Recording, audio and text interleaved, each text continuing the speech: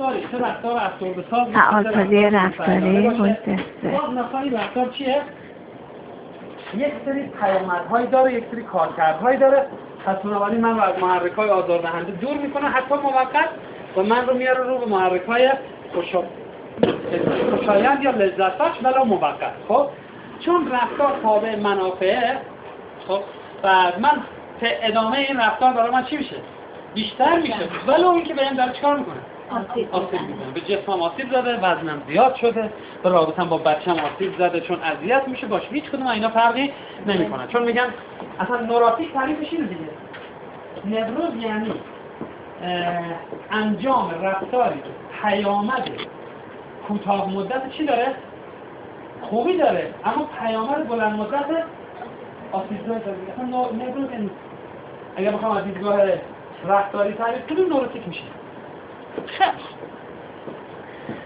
حالا بریم سراغ مراحل درمان تکنیکا. من دیگه الان وارد طرح درمان شدم. بعد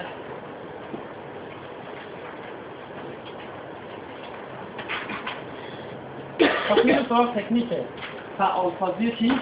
رفتاری.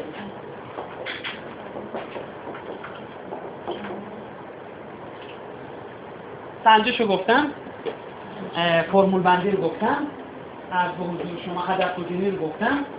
خب رفتیم سراغ طرح درمان. منطقش هم گفتم.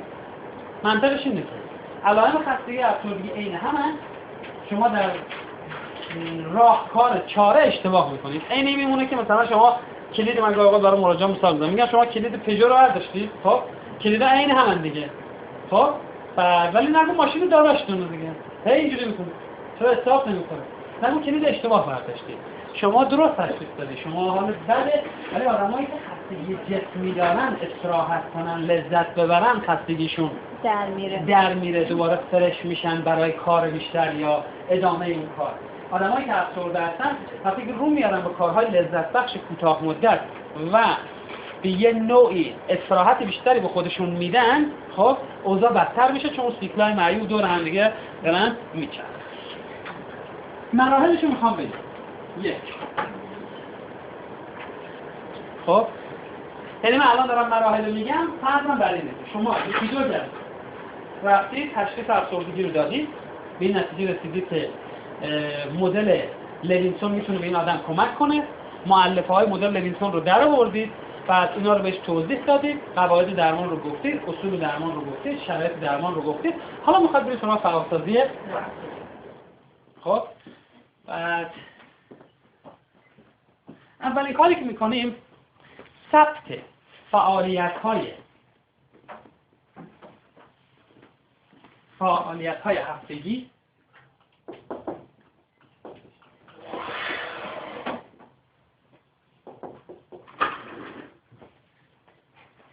یک هفته فعالیتاشو چیکار کنه؟ یادداشت. تایم رو میذاریم ساعت، چون قرار نیست مثلا در یک ساعت ممکنه کلی کار انجام داده. همونجوری که میگفت به اصطلاح در عید فطر میگن قوت غالب شما چیه، اینجا هم فعالیت غالب من تو اون ساعت چیه. ممکن تو اون یک ساعت مثلا فرض کن من از خواب بیدار شدم، بعد دست روم شستم، مسواک زدم، صابونه رو آماده کردم، بعد همینجور خورده نخورده لباسام پوشیدم اومدم بیرون. خب اون میتونه بذاره آماده شدن برای مثلا رفتن سر کار. لازم نیست ریز این رفتارا رو بنویسه، چون اینجوری بنویسه هیچ بندی بشر نمیکنن. هرچند آدمای افسرده میتونن کار بکنن، چون چیه؟ راکد زندگیشون، رفتاراشون کمه. خب باید قبل از اونی که اینو به مراجع بدید مفهوم فعالیت رو بهش توضیح بدید. بگید ما منظورم از فعالیت هر نوع کاریه. تماشای تلویزیون نوع کار، بی هدف عوض کردن کانال ها بگید نوعی کار، خوندن SMS هایی که تو تلگرام داشتی قبلا نوعی کار، فکر کردن به تمام بدبختی هایی که تا حالا تو زندگی به سرت اومده نوعی کاره. حالا اینو بهش بگی، چون طبق نظر خودت میگی من هیچ کاری نکردم دیگه. هر فعالیتی که یادداشت میکنه 2 تا نمره باید بهش بده. چقدر لذت میبره، آره چقدر تسلط داره رو اون رفتار، یعنی اون رفتار رو در هر صورت انجام داده. فقط یادتون باشه تسلط به معنی موفقیت نگیرید، چون اگر تسلط رو به معنی موفقیت بگیرید، اینها چون معیارشون بالاست هیچ رفتاری از نظر اونها موفقیت آمیز نیست. بالاخره با بچهش نمیدونم شیر داده. این میشه در واقع منظور از تسلط. بالاخره کوچک عوض کرده. یه کاری آخر انجام. یه کاری تا آخر انجام داده. آره. منظور از تسلط اینه. اذا به معنی موفقیت نگیرید، چون اینجوری باشه اوضاع خیلی خرابه. هفته بعد عمل صفر بوده. خب هر فعالیتی که می‌نویسه، مثلا فرض کنید می‌نویسه بردن دکتر، مثلا بچه به دکتر، همون دوست شما مثلا میگه خب میگه بچه رو بردم دکتر، میگم خب جلوش میگه ل یعنی لذت، ت یعنی تسلط. از 1 تا 10 نمره بده، میگم تو لذت واقعا لذتی نداشت، چه نوع لذتی؟ من مثلا 2 میدم. تسلط بردم بچه رو دکتر، بالاخره کاراش انجام دادم، ولی اونجور مثل نور 3.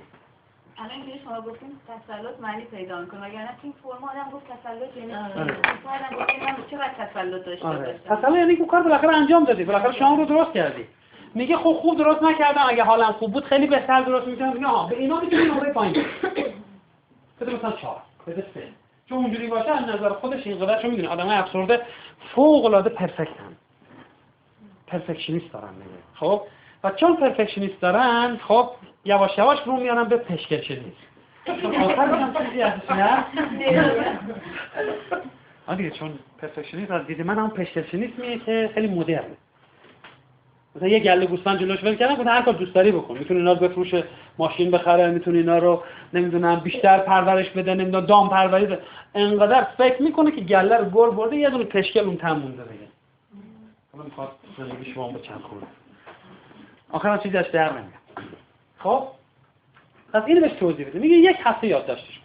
همدلی درک رو به اندازه کافی به کار بگیرید که مراجع احساس نکنه صدای ما از جای گرم بیرون گود نشسته میگیم لنگش. میگیم آره راست میگیم، واقعا همین کار برای شما خیلی سخته. من میدونم همین کار خیلی ساده برای شما خیلی سخته، چون واقعا سخته. اگر فکر کنیم که نه میتونه انجام بده، داره اذیت میکنه، نمیدونم داره بهانه میگیره، میگم میزان درکمون کم میشه از مراجعه، چون واقعا کار سختی برای مراجعه. من واقعا افسردگی رو مثل یک زنجیر نامرئی میدونم. میگم ببخشید شما فرض کنید یه زنجیر نامرئی به پاتون وصله شده، خب شما حرکتتون کاملا مشخصه دیگه. بعد یه چیز خیلی لذت بخشی رو اون ته گذاشتم دیگه. خب برای بقیه تعجبه که شما نمیرید اونو بردارید، چون شما پات به یه جای بسته است. یعنی با این مثال ها و با فرصت دادن برای مراجع برای اینکه بگه مشکلاتش چیه، سعی میکنه اون درک رو انجام بده. چون الیس جمله‌ای داره، فکر میکنم جمله مال الیسه، میگه گاهی اوقات انجام ندادن تکالیف واکنشی سالم به درمانگری که قبل از درک مشکل به سمت حل مشکل خیز برداشت. الیسی که این همه سخت میگیره رو تکالیف ها، میگه گاهی اوقات انجام ندادن تکالیف مثلا انجام نمیده، واکنشی سالم، جالبه نمیگه واکنشی ناسالم، واکنشی سالم به درمانگری که قبل از درک مشکل و درک مراجع به سمت حل مشکل خیز برداشت. مثلا به جایی که اجازه بدم که صحبت کنه، حرفشو بزنه، باش همدلی کنم، درکش کنم، فرصت فراهم بشه که بگه، خب هر چند اعتقاد داشته باشم این حرف زدناش بگه کمکی بهش نمیکنه. خب و واقعا میدونم هیچ کمکی بهش نمیکنه، بیشتر عامل چیه؟ تداوم بخش افسردگیشه. ولی یه فرصتی بهش بدم که این کارو انجام بده. خب پس اولی سطح فعالیت‌های هفتگی. دوم بازم اگر مراجع گفت من همین الان میتونم بگم، میگیم آره میتونی بگی ولی یادت نره که چون اینها عادت شده ممکنه که آگاهی کم. مثلا من مثال میزنم، میگم باشه شما الان دستشویی میری پای چپ تو میذاری یا پای راست؟ از قبل از خوندن هلیت المتقین میگه نمیدونم، میگه عادت شده دیگه. شما الان میشینی پشت ماشین، حواست هست چند بار بوق زدی، چند بار راهنما دادی؟ نه، ولی اون اوایل تک تک این کارا تو ذهن اون بود دیگه، باید هم اتفاق میافتاد. خیلی قسمت دوم، پس وقتی که آوردیم فرم رو، حالا برای اینکه یکم از اون حالت به اصطلاح تئوریتیکال هم یکم در بیایم، یه لطف کنید فعالیت‌های دیروز رو بنویسید، میزان لذت و تسلط نمید. 1 تا 10 میدن معمولا. 0 هم میتونن بدن. آره. حتی اگه 0 رو بدن، ما یه معلم داشت آقای سفرایی، بچه شهربابک بود. به جای حضور غیاب به همه 2 تا 0 میداد. ساعت یادتون دفتر مدرسه بود. خب همه رو 0 میداد. چون اذیت می‌کردیم، بعد میگفتن 0 آقای سفرایی اختراع کرده. 0 هم میتونید بدید. لطفاً فعالیت‌های دیروزتون رو بنویسید. از بیدار شدن و آماده شدن برای رفتن بیرون و تا هر کاری که انجام بدید. بعد وقت مجموعش هم باید باشه تا طبیعی باشه؟ طبیعیش نمیدونیم. نه محاسبه نمیخوام بکنیم. نمیخوام این کارو. خب یه فرد مانیا همش لذته. یه نفر بود 8 سال تمام فعالیتاش لذت می‌برد، تسلط کافی هم داشت، اینی که گند زدنش. خب آره رو همان تسلط، این همه رو تا آخر انجام داد. تازه الان مشخصه دکل بردن. آخه همش هم که نباید بالا باشیم. بعضی از فعالیت‌ها هست که ما لذتمون کمتره و واقعا تسلطمون هم کمه. نه همین که مثلا فعالیتشون زیاد باشه هم افسرده باشه. آره گفتم بهتون صبح اگر اون 2 تا چیزی که کشیدم گفتم اینا یه تسمه‌ای با یه زنجیری باید به هم وصل کنه. اگر در حین فعالیت‌ها حواسمون نباشه لذت از فعالیت چی میشه؟ کم نمیشه. آره دیگه افسردگی آره. داره شام درست میکنه ولی ذهنش مشغوله. حالا میرسم تو آخر تکنیک‌های فعالسازی رفتاری یک چند رفت پیدا میکنم با ما. خب بنویسیم چه کاری انجام. من دیروز چه کاری انجام دادم؟ آره دیگه دیروز چی کار کردم؟ دیروز رو بنویسم.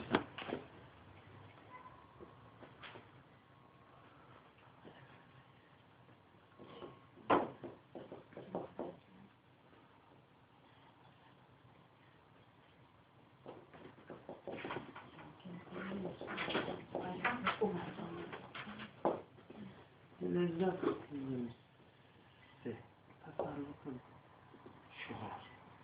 چون من دخترم باید ببرم مدرسه پیش دبستانی و قرقر زیاد میکنه بعد دارم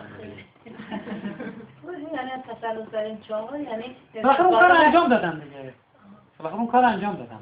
چهار کمی چهار شما کار آره نه اونجوری نگاه نکنید. ببین من کار انجام دادم خب ولی در حین کار اینقدر استرس و نمیدونم عجله داشتم خب اون دیگه اون تسلط بازا نمیشه. من اگه با خودم بود نمی‌تونم زودتر می‌خواستم بگیرم بیرون. نمیشه که با اون بخواد بیدار شه بلندش کنم نمیدونم. آره کلی کار داره. و تازه فکر می‌کنم که ما رفتیم مدرسه که ما بیدار نکرد. من از مادرم پرسیدم. چون خودم تا جایی که یادمه بیدارم نمی‌کردم. خب یعنی خودم بیدار می‌شدم. بعد روز گفتم شاید حافظه من اشتباه می‌کنه. نه بپرسم. نه. ما خود بیدار می‌شدیم. نه آره. 0 تا 10 یا 1 تا 10. اصلا لذت نداریم براتون؟ کی که باران می‌بریم از آره دیگه خب لذت نداره نه با هم میریم. آره بعضی روزا اون نه چهارشنبه اون نه. آره عکس یعنی همه روزهای هفته با هم. استثناء بوده احتمالاً. خیلی جالب. آره خب بعد آماده شدم برای بعد رسیدم مطلب و بعد رفتم چی باشه؟ لذت و تسلط. اصلا افسردگی یعنی فعالیت لذت بخش و تسلط بخش تو زندگی چی شده؟ کم شده. حالا به دلیل خلق منفی میگه فرقی نمیکنه فعالیت لذت بخش و تسلط بخش کم شد که افسرده شدیم یا افسرده شدیم اینها کمتر شد. یعنی همون قضیه مرغ و تخم و مرغ دیگه. بعد میگن مرغ اول بود تخم میگن مهم نیست ما الان سالاد الویه میکنیم. جفتشو نیاز داره. بعدش چیکار کردم؟ رفتم خرید. کله سهر اون لذت نداشت. خرید چی؟ تربات.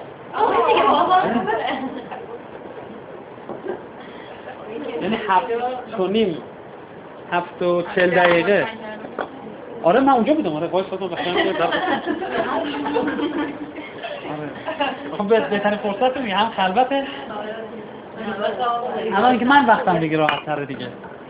بعد پس خرید سربار لذت آره چون من تجربه اینا دارم خودم تو فروشی داماد اینا کار کردم لذت بخش حال می‌کنم.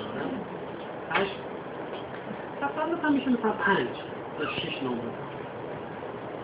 سوم قسم مطب دیروز کارگاه بوده پس میشه دوره بوده حالا میشه تدریس به این عبارت 2 تومن هم صبح بوده هم تدریس صبح کلاس چهارشنبه ها نه تدریس سوپرویژن بوده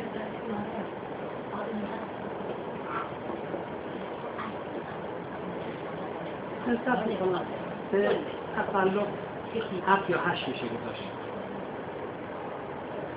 خب بعد از ظهرش سوپرویژن که میشه لذت نداره کمه براتون؟ نه اون کیسا مثلا ممکنه یه روز دیگه بشه آخه اینا کم زیاد میشه دیگه ثابت نمیمونه که خودتون رو دارین میگی آره دیگه مثلا ممکنه هفته بعد از اینکه انجامش دادم اینا آره به بچه‌ها مطالبی رو گفتم میدونه خب این تسلط رو یه بار دیگه میگین چه این که شما اون کار انجام دادید یک دوم این که اون کاری که انجام دادید چقدر خب با معیارهای شما همخونی داشته کار انجام دادید یک دوم که چقدر چی همخوانی داشته بعدش چیکار کردم بعد اومدم خونه دیگه آره نه دیگه میشه مثلا نمیدونم آوردن بچه مثلا مدرسه لذت رو میشه گذاشت 9 تسلط هم میشه گذاشت 7 یا 8 از به حضور شما بعدش هم میشه نهار یادم چی بود؟ الان اینی که باید یادداشت کنه دیگه آره دیگه یادش چی خورده دیگه خب که من یادم نیست بعد اینا رو بزنیم ششم گندم پزشکی خودم نبودم دخترم بوده لذت خود کم چه لذت میخواد حتی خودش رفت خواهد جالب هم هست دیگه الان میره خودش آره خودش میره اینا میگه دیدی خودم رفتم گفتم آره خودت رفتی بزرگ شده ماشاءالله دو خرج کردم آره قشنگ رفت نوبتش که شد آره مادرش هم نداشت بره تو نه نمیخواد بیا خودم میرم دیگه بعد فکر به به آفرین حالا به خاطر این کار 2 تا جایزه بهت میدم چون این کارا میکنم دیگه خب لذت درد شده من نباید هفتم بعد خانمم رفته دکتر آره اونو بردن یعنی با هم رفتیم دیگه کلا دیروز پیش دکترها بود آره بره ببینید آره این خب بعد یه کار دیگه هم انجام بدیم هشتم تا موقعی که اون رفت چیز پیش دکتر اینا من و دخترم رفتیم کتاب فروشی چون جای کتاب فروشی هست بعد چون کتاباش هم ارزونن این قیمتای جدید نمیدونه خب اونم خب لذت خیلی زیاد تسلطم 10 یعنی اونو میدم 10 واقعا کتاب خریدم مثلا نمیدونم الهیات مسیحی در قرن 21 مثلا 16 تومن که الان نزدیک 50,000 تومنه خب اول خیابون زفر موقعی که از اون پلو رد میشید واقعا با صادرات آره اونجا قدیمی هم نزدیک استاد محمدی اونجاست مرکز خونه ها پس من خبر ندارم بعدش هم که دیگه اومدیم خونه دوباره شام و اینا بعد تماشای فیلم معمولا فیلم تماشا نمی‌کنم بعد فیلم جالب بود دیگه تا آخرش تماشا کردم فیلمی هم جالب بود راجع به این بود که یه نفر رمان یه نفر میدزده به نام خودش چاپ میکنه و بعد ایرانی بود؟ نه خارجی بود ایرانی هم ساختن ایرانی هم بعد راجع به دوم بعد آخر بارم که یعنی یه چیز دیشبم بعد از اون فیلمه چیز خوندم اصلا فیلم الان تسلطش چند فیلم تسلط واقعا فیلم خوب خیلی لذت هم نبردم برام جالب بود فقط تسلط مثلا میدم 4-5 چون زبان اصلی هم بود من حالا اصلا نداشتم مثلا دقیق گوش بدم بفهمم چی میگه همینجوری گفتم لفظی میکنم دیگه آخه رفته بودیم برای کرمان بعد داشتیم فیلم تماشا می‌کردیم که این بچه‌ها ادعا کرده بود که من زبان میرم اینا. یه فیلم صحنه جنگی داشتیم می‌دیدیم مثلا ما قدیم 10 سال 15 سال پیشه. بعد این دوستش تو به اصطلاح سنگر تیر خورد، به اون میگفت که برو. خب اون میگفت برو، بعد ولم کن برو، من اینجا میمونم مثلا جلو اینا رو میگیرم تا شما برید دور بشه. میگفت فیلم اکثر بعد این میگفت let's go یعنی ول کن برو اینا. بعد این دوستم گفت که اون مهدی هم درست پیش رو گفت که مهدی اینجا چی میگه؟ گفت چیزی داره میگه slow که آفیش رو دیگه این صحنه فیلم هم نشون میده هیچ اسلو اینجا نیست دیگه. let's go رو میگه slow برای همین خاطر عباسان قدیم پیش بیرون آخه کنترل هم گرفته دستش چون مثلا زبانش خوب بود دیگه مثلا آره صداشون کم زیاد میکرد قشنگ اینا پیش میره.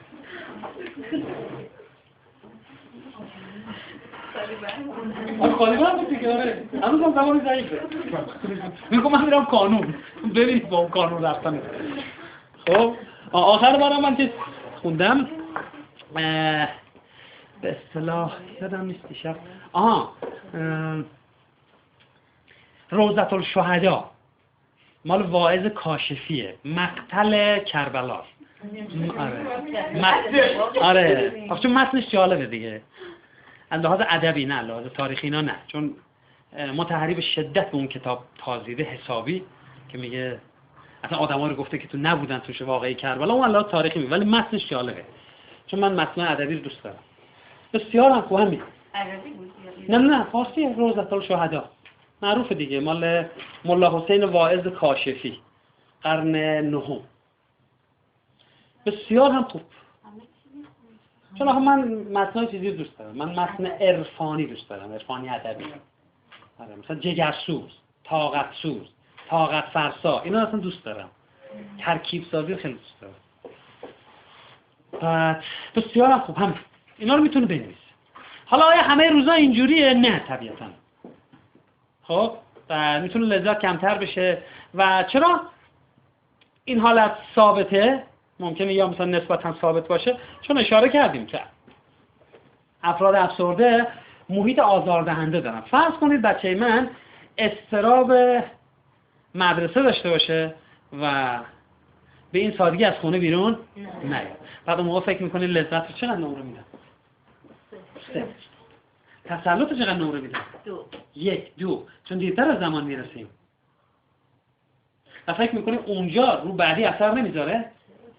زنجیرن دیگه به اینا میگن زنجیره سازی. آخه مشکل آدمای افسرده اینه که وقتی یه واقعی لذت و تسلط ندارن این دامنش به واقعی بعدی هم چی میشه؟ به فعالیت بعدی هم کشیده میشه. ممکنه ادامه داشتش. برای همین خاطر تو DBT رفتار درمانی دیالکتیک کاری که لینهان انجام میده چینینگ زنجیره سازی حتی تو اتاق درمان هم انجام میده. گفتم فکر کنم تو کارگاه قبلی مراجعه رو بلند میکنه فیلمش من دیدم.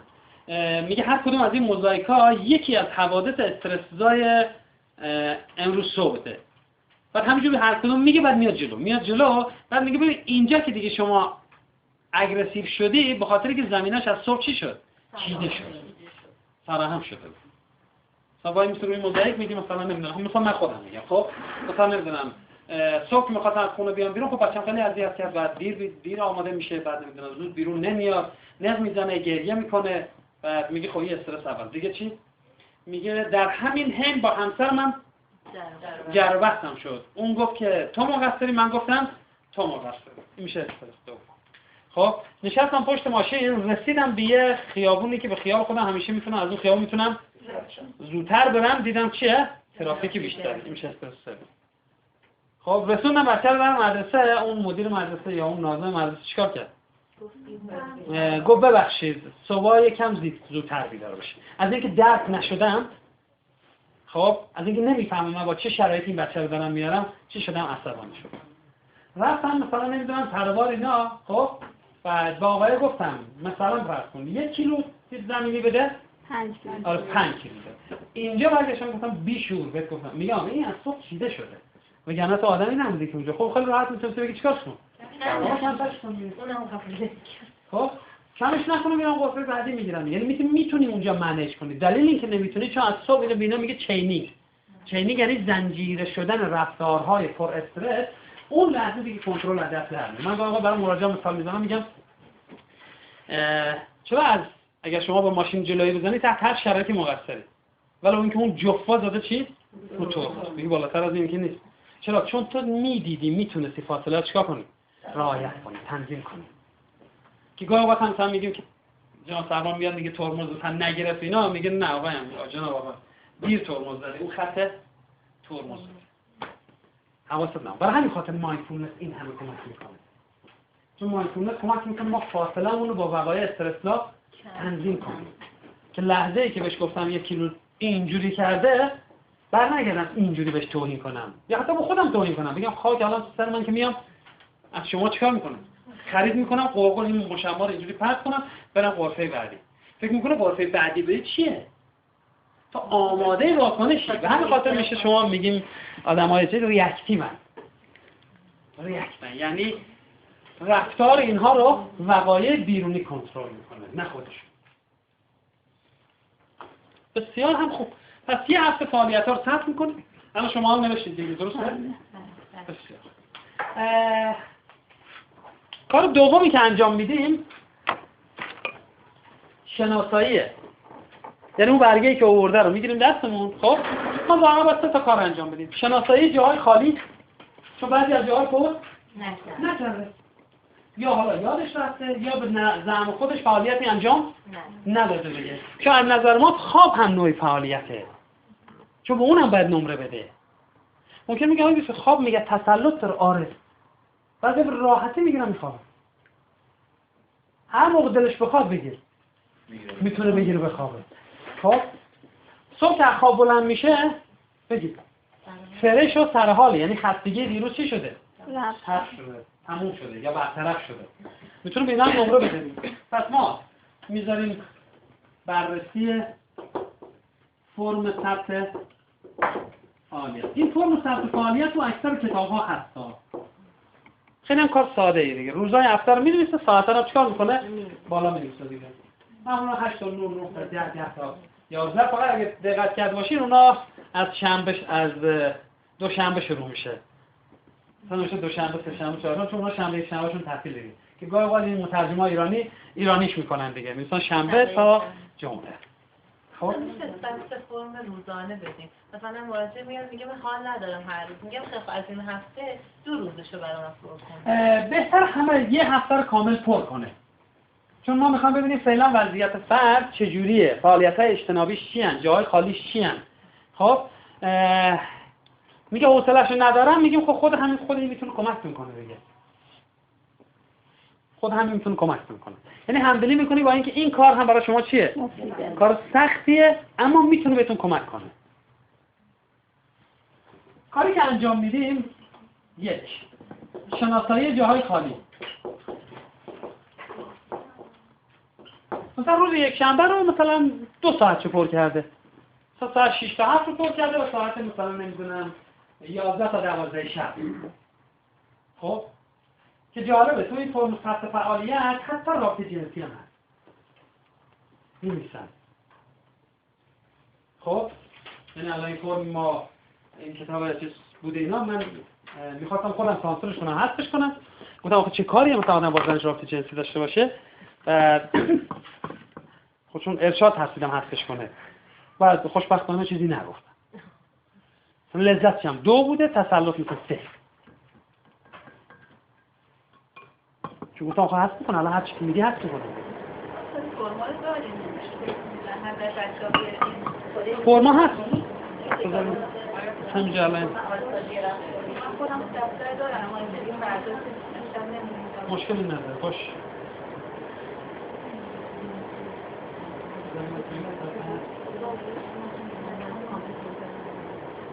چون اینجا شاهده گفته اینجاست. اینه. چه ساده است دیگه.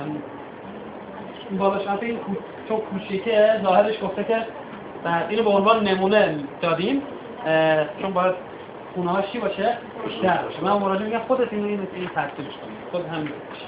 خب بعد میتونید بعد اینجا یه نمونه مثلا ساعت 9 صبح باشه. الان یه نکته بگم نوشته 9 صبح بالاخره به اداره مراجعه کردم، میزان موفقیت 5 یا همون خرید هفتگی رو انجام دادم، هرچند حال و حوصله نداشتم 3 ورزش رو شروع کردم 3 و روز همون دوشنبه ببخشید ساعت 6 بعد از ظهر نوشته اینقدر خسته بودم حوصله نداشتم و به دوستان که زنگ زده بودم لغوش کردم و روز حالا همون ساعت 10 تا 11 هم نوشته چند صفحه کتاب خوندم، میزان تسلطش 2 بوده. چرا؟ چون دائم حواسش در حین خوندن چی میشده؟ پخت میشده دیگه، تمرکز حواس نداشته دیگه. خب حتی فرمای دیگه هم داره، بذار این فرمش رو بدیم این بهتر. این درسته که این ساعت آره ساعت بذار این آخوان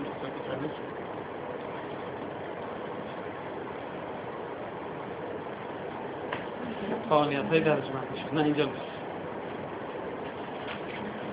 خیلی حالا ببینیم چیکار میشه کرد. پس جاهای خالی رو پیدا میکنید. کار دومی که انجام میدید یعنی از اون فعالیت هایی که لذت و تسلط چی بوده؟ بالا بوده، یعنی بالای 5.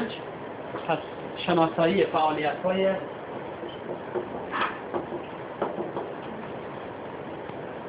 لذت بخش و تسلط بخش. نمره 5 نمره بزنید بالای 5. حالا اینجا چند حالت پیش میاد. فعالیتی بوده که لذت بالا بوده ولی تسلط پایین بوده، فعالیتی که تسلط و لذت هر جفتش بالا بودن، فعالیتی که برعکس تسلط بالا بوده لذت پایین بوده، و فعالیتی که جفتشون چی بودن؟ پایین بودن. اینقدر دیگه نمیخوام ریز بشیم. فعالیتایی که لذت و تسلط در مجموع یکیشون چی بوده؟ بالا بوده دیگه. و سومیش هم شناسایی فعالیت‌هایی که فعالیت لذت و تسلط بخش بالا، اینجا میشه فعالیت لذت و تسلط بخش چی؟ پایین. پس ببینیم کجاها خالی پر نکرده. دوم چه فعالیت‌هایی بوده که لذت بالا فعالیت تسلط پایینه.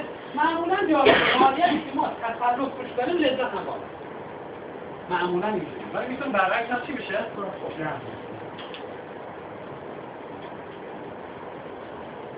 سوم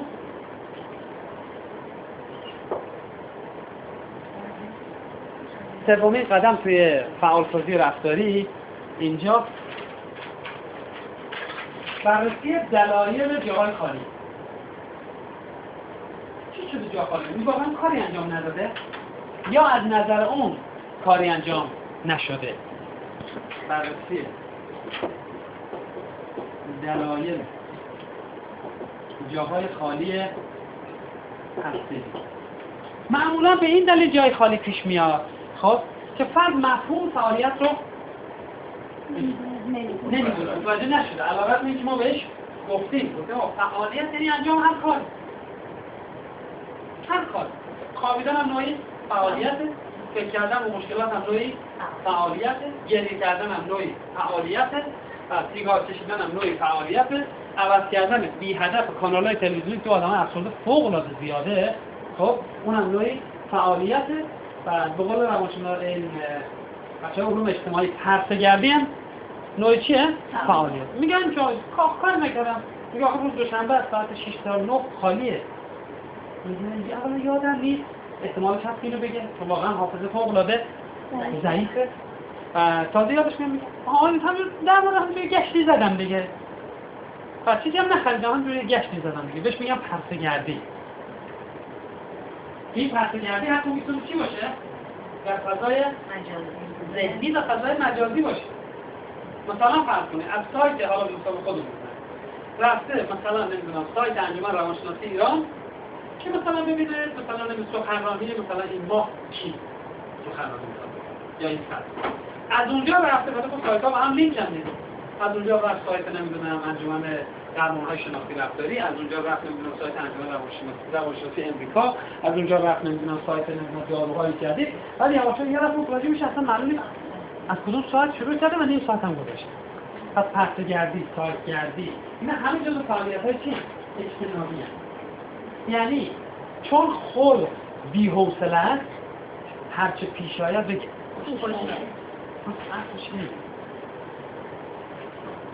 چون بی‌حوصله است، هرچه پیش آید باشه. یه 10 دقیقه رفته مثلا فایت بالفرض مثلا نمیدونم حالا انجمن رواشی. اول هدف داشت، میخواد ببینه سخنرانی کیه؟ ولی الان این معلومه چی میخواد دنبالش. که حتی جالبه اینو گاهی اوقات ما توی سرچ کردن اطلاعات هم میبینیم. تو سرچ کردن اطلاعات حتی علمی ها. مثلا من میخوام مقاله بگیرم. قشنگ گفتن که باید بری کدوم سایت و کدوم مجله ها. خب یا مثلا میبینم من 2 تا مقاله تو طول نیم ساعت سیو کردم. خب بعد معلومه اصلا کجا هستن. پرسه گردی، سایت گردی. این به خاطر لذتیه که توی چیزه. آره دیگه. الان هم که دیگه خوشبختانه این چیزا هست دیگه. همونجور جواب میده. آره یه جمله نوشته میبره استاد. عادته. معادل ناخودآگاه در رفتار درمانی عادت. اونجا میگن ناخودآگاه. خب تعریفشون از ناخودآگاه یعنی چیزی که به سالهای اولیه زندگی برمیگرده و ساپرس و چیزای اینجا میگیم خب یعنی رفتارگراها ناخودآگاه رو قبول ندارن؟ نه به اون معنا. میشه یه معادلی یه مفهوم پیدا کرد تقریبا شبیه به اون باشه. آره عادت. چون عادت رفتاری است که آگاهی درش نقش نداره. یا اگه از روز اول داشته ولی دیگه الان نداره. شما دقت کنید یه بچه میخواد راه بره. هیچ کاری دیگه نمیکنه غیر به جز راه رفتن. اون اوایل دیدین؟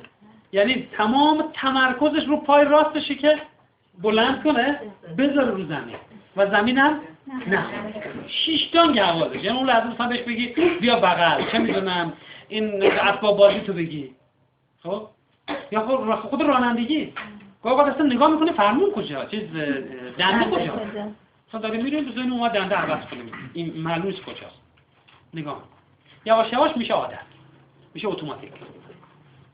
در همین خاطر تو مایندفولنس معتقدن که شما مایندفولنسی که وارد میکنی آدم‌ها رو از خواب غفلت عادت بیدار میکنی. چون همه چی عادته و انسان هم برده عادت. عادت هم ارتباط بین محرک و پاسخ. کامپیوتر یا مثلا فرض عادت من اینجوریه. موبایل برای من به عنوان یه محرک یه رفتار رو بیشتر در من ایجاد نمیکنه. چیه؟ پاسخ دادن و گاهی پاسخ ندادن. ولی برای یه نفر ممکنه که 100 تا پاسخ ایجاد میکنه. میگه من گاهی دو خواهرم میگه که این آپشن‌های دیگه هم داره مثل عکس بعد فیلم برداری نه داره گوشیشو باید داشته باشه مثلا نمیدونم SMS دادن میگه دایی جان چرا زنگ میزنی SMS بده تو ما اینجور راحت تر حتی میتونن بهانه من باشه ولی ظاهرا یه عادت بیشتر در من ایجاد نمیکنه. خوبه استاد که الیسیت یعنی فراخوانی محرک در آدم‌ها قابلیت چه پاسخ‌هایی رو برمی‌انگیزه. مشروب میشه محرک در یک نفر این پاسخ رو برمی‌انگیزه که از اون اتاقی که داره مشروب سرو میشه میره بیرون. در طرف مقابل اینقدر کنترل داره تو اتاق هست ولی وقتی میارم به سمتش رد میکنه. در یه نفر 3 تا دادن خورده 4 تا دیگه هم میخوره پنجمی 3 تا دیگه 4 تا دیگه میشه هفتمی هشتمی در دستشویی بعدشون پیدا کنی چون میری سر میز شام نیست میری دستشویی میبینی که با کله رفته یه جایی که نباید میره چون زیاد خورده عادتی. حالا میتونی رفتش بدی به این که ایگویست ضعیف یا سوپر ایگویست خیلی نمیدونم اونا رفتن بسیار هم خوب. برای جای خالی چون معمولا جای خالی به این دلیل وجود داره یعنی به این دلیل وجود داره که یا یادش رفته یادداشت کنه یا فکر کرده که اصلا کاری خاصی نبوده کاری انجام نشده که از نظر ما همه اینا کارن فعالیتن بعد به این 2 دلیل در واقع چیکار کرده نداشت. خب پس خوشحالا میدونی برای وقت استراحت نه اونو من میدم نه اونو من میدم اونو میدم الان من میذارم اونا میذارم من خودم نه نیاز نیست آره چون گفتم با نوروزی.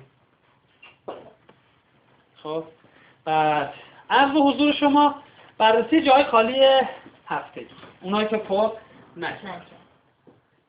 خب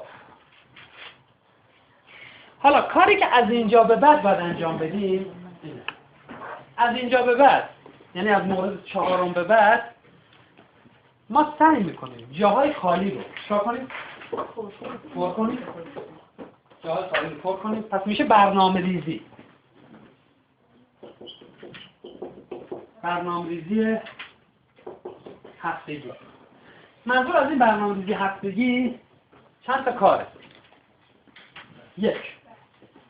جاهای خالی رو پر میکنیم.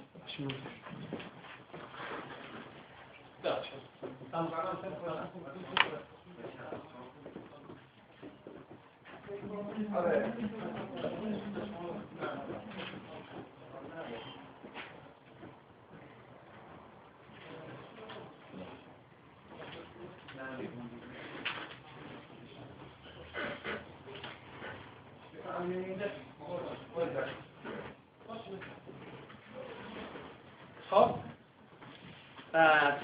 پس از این به بعد کار ما میشه برنامه‌ریزی چی؟ هفتگی.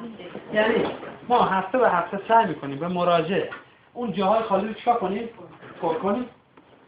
بعد پس میشه همون جلسه جانه؟ قرار شد که یه هفته ثبت کنه. آره دیگه آورده به این یه هفته که ثبت آورده. این میشه جلسه دوم ظاهرا. خب از اینجا به بعد دیگه میشه جلسه مثلا فرض کن 3 به بعد 4 به بعد. از برنامه‌ریزی هفتگی. مثلا پر نکرده بود همونجا پر کنه. آره همونجا میتونه پر کنه. آره یا اصلا بفهم چرا پر نکرده اعتقاد نداره فکر میکنه سخته به دردش نمیخوره. حالا مشکلات این تکنیک رو میگم من فعلا دارم به گونه میگم که انگار به مشکل خیلی جدی بر نمیخوریم. وقتی تموم بشه بعد میگم که چه مشکلاتی داره این تکنیک. پر کردن جاهای خالی. بعد انجام رفتارهای تسلط بخش. 3 انجام رفتارهای لذت بخش.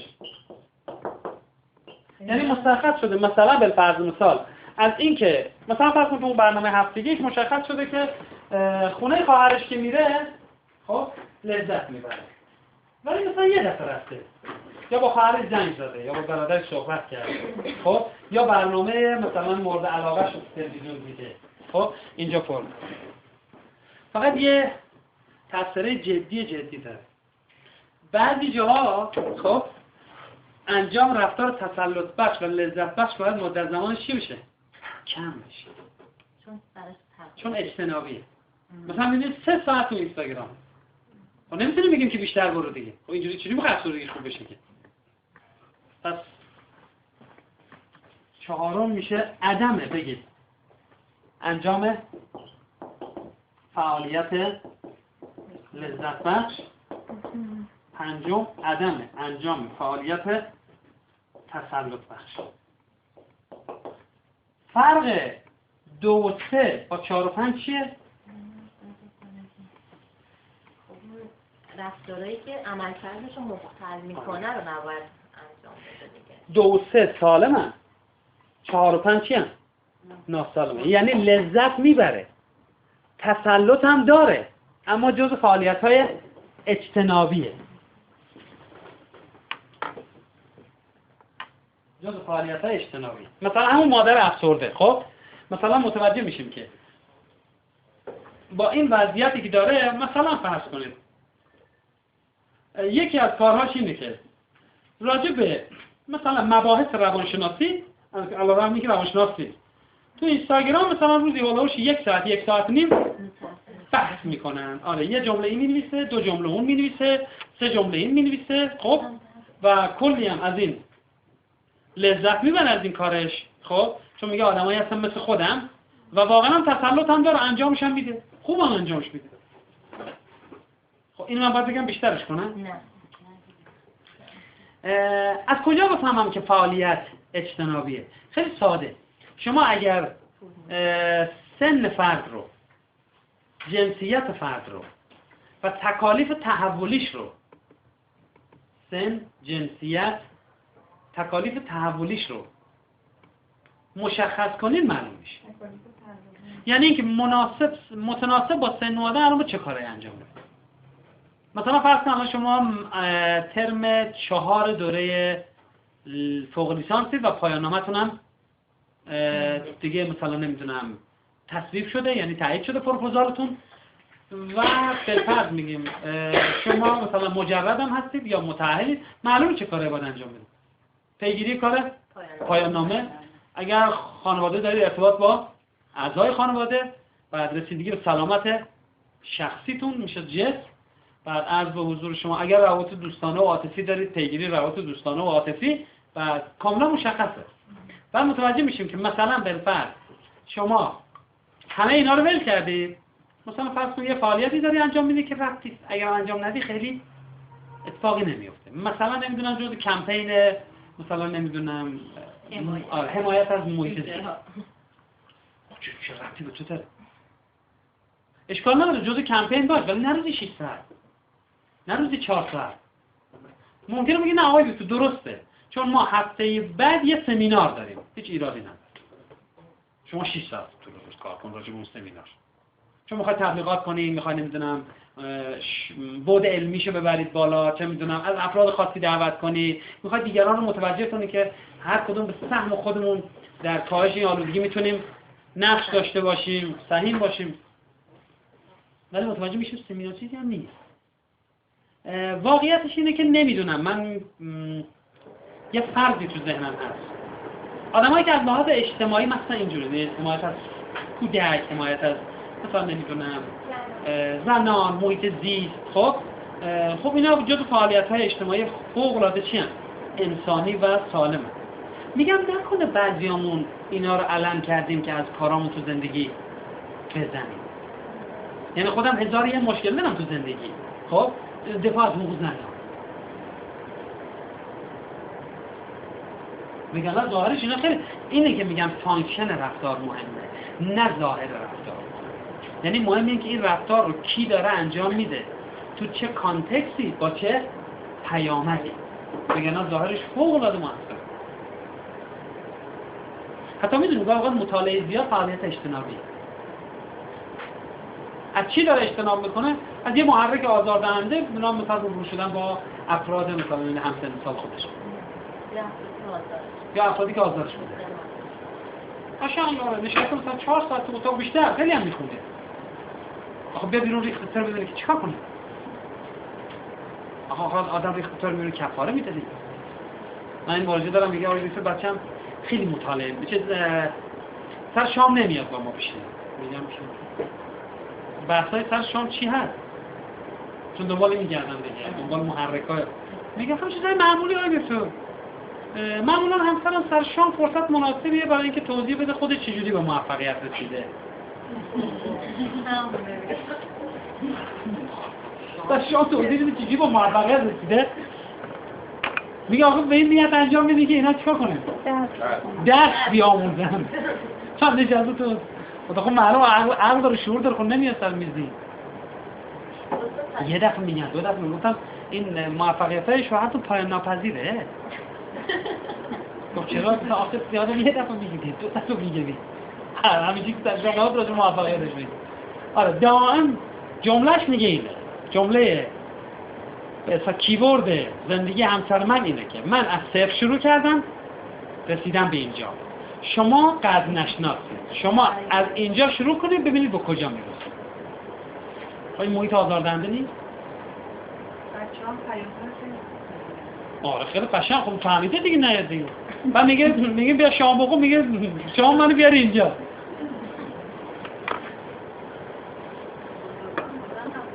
آره میگه موفقیت چقدر موفقیت پای ناپذیره شو بالاخره بود. هر چی بودی تموم شد، بالا 8 سال دیگه جزء اوج موفقیت میشه.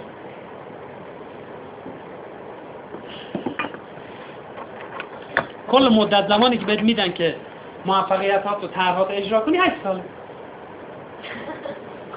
یکی میخواد 100 بشه بعد میشه نتیجهش خوشحال. یکی میخواد گفتگوی تمدن‌ها ایجاد کنه بعد نمیدونم کلی آدم میرسونه. اون یکی میخواد نمیدونم فرق زدایی کنه الان کلی چیز داریم. پروژه مسکن مهر ناتمام داریم. اینا که اصلا کلیدی بون کرده.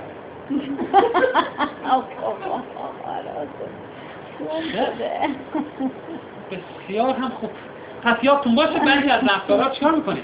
علیرغم اینکه تسلط داره، علیرغم اینکه لذت زیاده، مدت زمانش کم میکنه. فقط حواستون باشه که خیلی چون آدم افسرده شکست به اندازه کافی خورده. با کمالگرایی من درمانگر دیگه اینجا شکست نه. مثلا میخواد خوابشو کمتر کنه.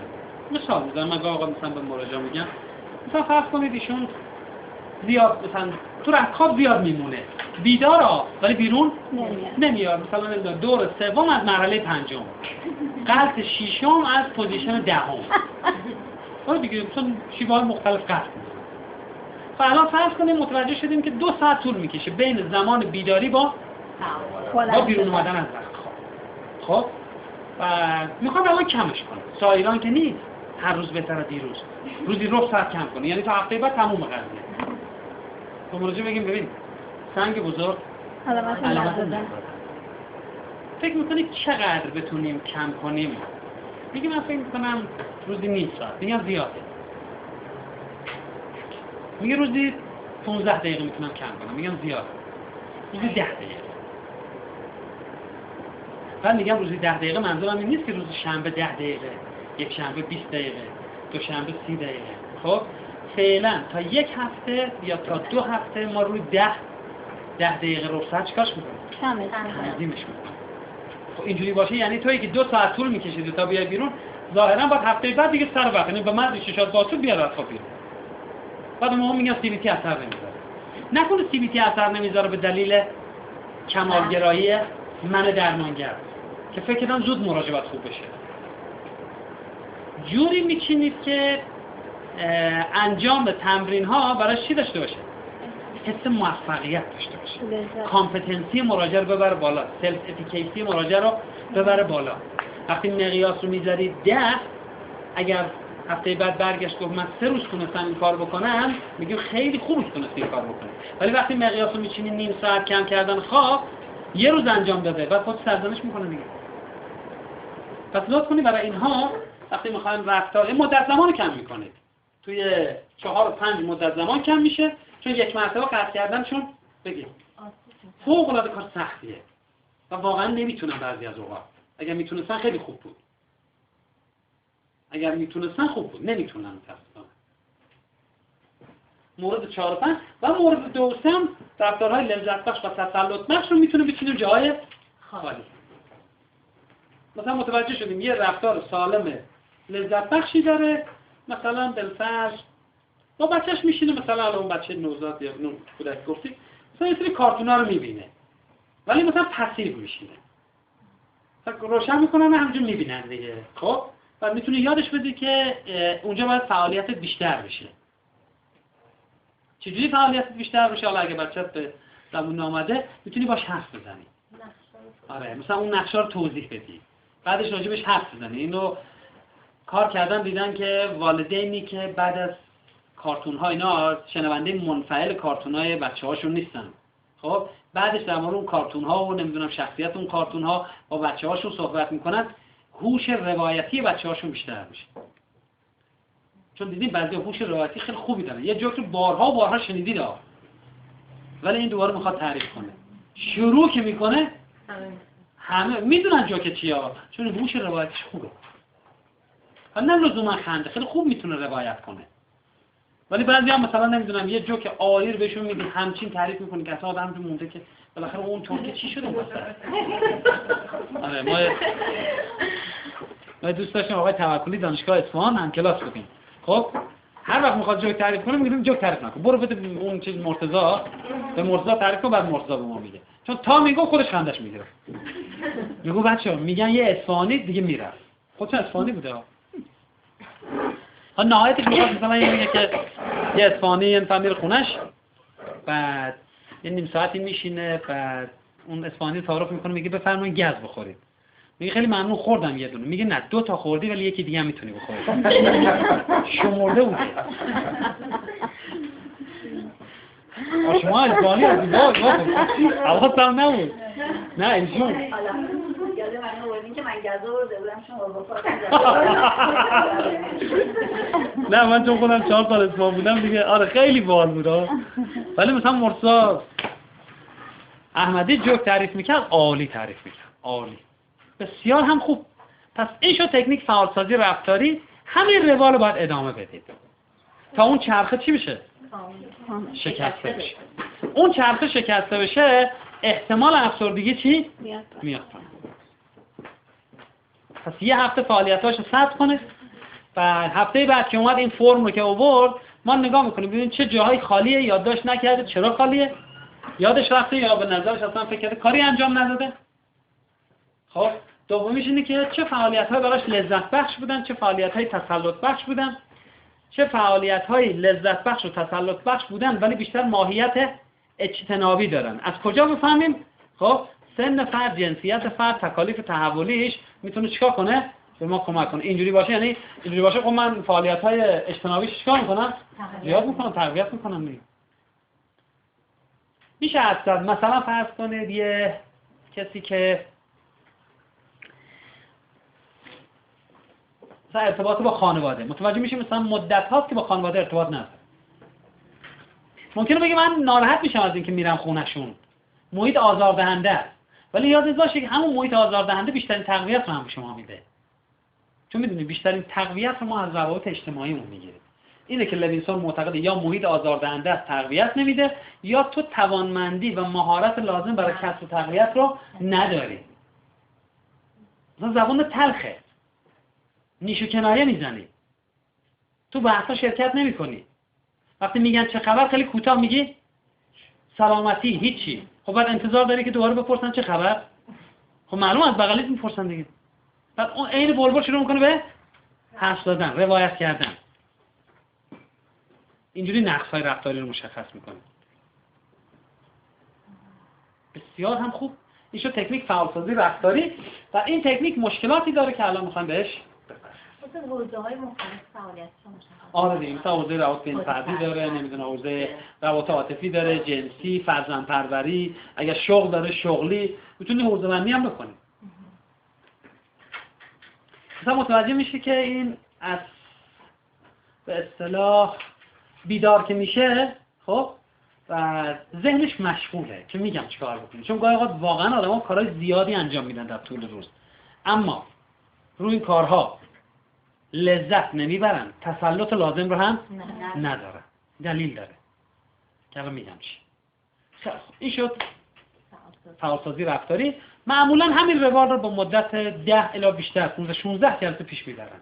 اگر ما مثلا 2 جلسه رو بگیریم سنجش، خب بقیهش همینه. یعنی هر هفته باید اینا رو پر کنه و تا یواش یواش به یه عبارتی به قول رفتارگراها اینگیج بشه با مسائل، دیسینگیج نشه.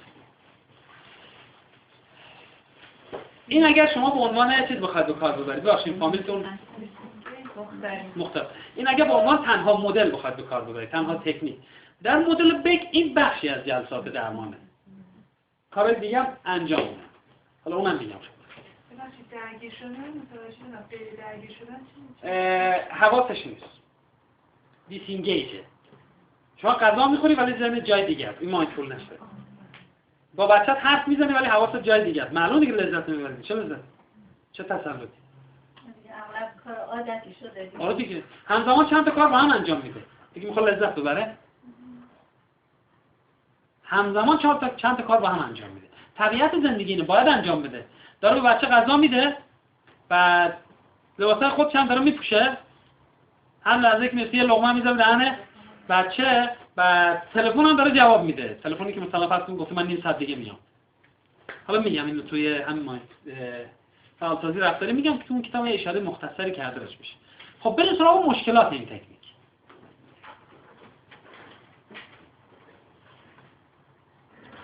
مشکلات این تکنیک.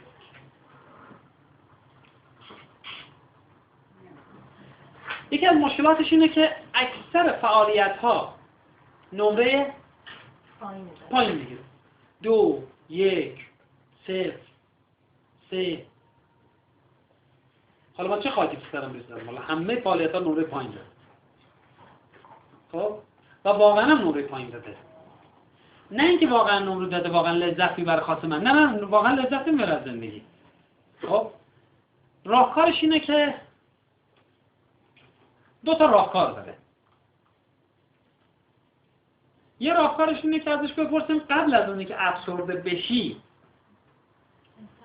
از چه فعالیت‌هایی بگی لذت می‌بردی و به زعم خودت چه فعالیت‌هایی رو خیلی خوب انجام میدادی. مثلا یکی از فعالیت‌های هم لذت بخش و واقعا هم تسلط بخش خودم، از نظر خودم ممکن کسی دیگه به من نمره خیلی پایینی بده. خب خوندن شعره، دیوان باز کنم شعر بخونم از هر جایش. و تقریبا اکثر دیوانای شاعرها رو دارم تو خونه. فرقی هم نمی‌کنه، میگم همینجوری اصلا اینجوری برمی‌دارم بدون شروع می‌کنم خوندن. خب این ممکنه مثلا فرض الان دیگه من مدت هاست این کار نمی‌کنم به دلیل اینکه حوصله ندارم، خلقم پایینه، یا نهایتا افکار منفی کار دستم میدم. مثلا برمیگردم میگم چه فایده، مثلا یه شکستی تو زندگی خوردم دائم اونو مرور میکنم، مثلا چه فایده من شعر بخونم؟ خب مثلا نمیدونم من این همه تلاش کردم تو زندگی که بتونم یه زندگی زناشویی خوبی داشته باشم، همسرم که اصلا من دوست نداره، منو ول کرده رفته دیگه، یا پدرم منو ترک کرده، برادرمو چیکار کرده بیشتر از من دوست داره دیگه. پس یه راهش اینه که بپرسیم قبل از اونی که افسرده بشید چه فعالیتایی انجام میدادید. راه دومش اینه که لیست فعالیت‌های لذت بخش و تسلط بخش رو چیکار کنیم؟ بهش بدیم.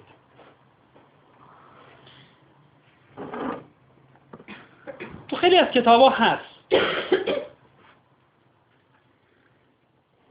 لیست فعالیت‌های لذت بخش و تسلط بخش.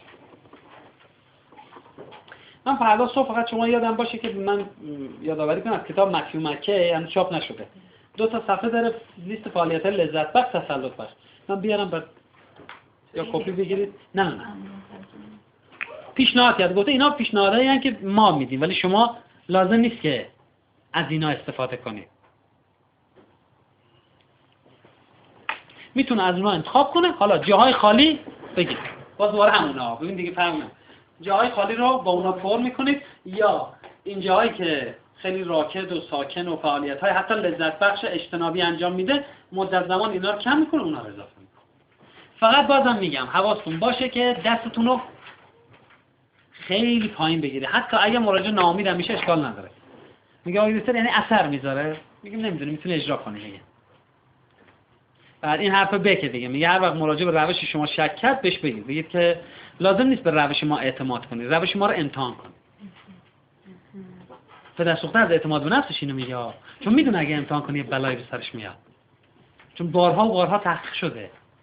حالا ممکنه در مورد مثلا کیسی که این خانم دوستاشون میگن ممکنه کمتر اثر بذاره، طبیعیه. میگه شما لازم نیست روش ما رو به روش ما اعتماد کنید، روش ما رو امتحان کنید.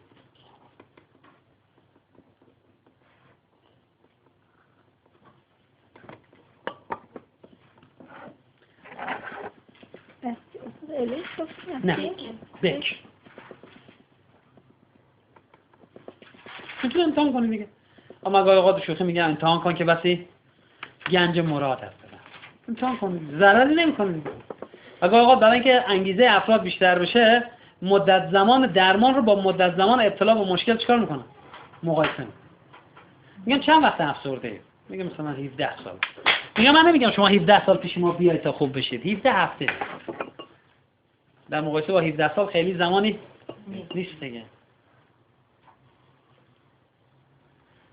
1 سال و نیمه که من افسردم.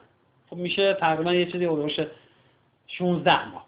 خب 3 ماه میتونید با شرایط خاصی پیش ما برید. چون اگه اون روشا جواب میداد الان روی من ننشسته بودی. به اینا میگن تکنیک خل اصطلاح و تکنیک افزایش انگیزه. اگر روش جواب میداد پیش من نمیومدی.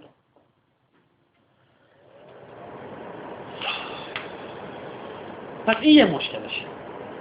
مشکل اینه که لیست یعنی فعالیت‌های لذت بخش و تسلط بخش واقعا پایینه. منم اصرار نمی‌کنم بگم که یه بار دیگه امتحان کن. شاید این هفته اشتباه کردی. خب هفته بعد دوباره اینو دقیق‌تر چک کن. نه هیچ اصراری ندارم بگم. چون تو این کتاب گفته اگر مراجع لیست فعالیت‌های لذت بخش و تسلط بخشش رو نمره پایین داد، خب اصرار نکنید که اشتباه کردی، یه بار دیگه دقیق بزن یا تکرار کن. میگه خودش کن لیست فعالیت چیز بهش بگو، پیشنهادی بهش بگو. یادم میاد توی یه جایی کار میکردیم و من و یکی از اساتید، این استاد منم بوده اومدم، بعد یک کیس افسرده اومده بود، بعد من و ایشون کیس رو میدیدیم، بچه‌ها هم ابزرو میکردن. کیس همین مثلا تو شرایطی که ما میگیم اتاق آینه یه طرف نبود، دوری مدار بستن همون جلو بچه‌ها می‌نشستیم.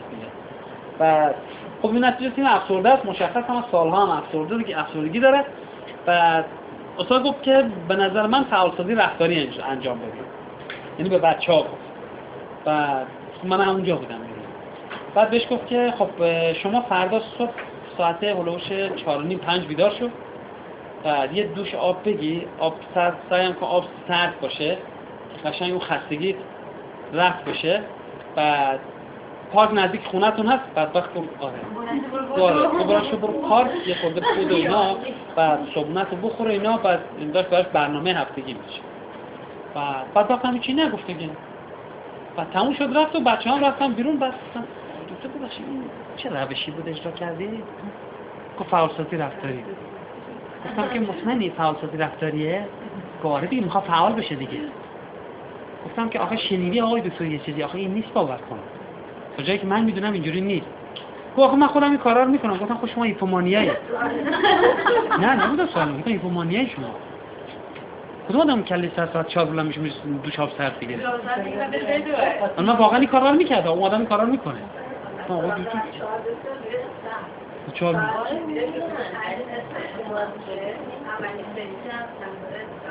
آره او OCPD آره احتمالاً ترتیبی ها نمیخواه ارتماسی بچند لا خب این یکی از مشکلاته. یه استراحتی بکنیم، درست میگم؟ آره یه استراحتی بکنیم بعد در خدمت. تو موز اومدی دیگه نمیشه. هوا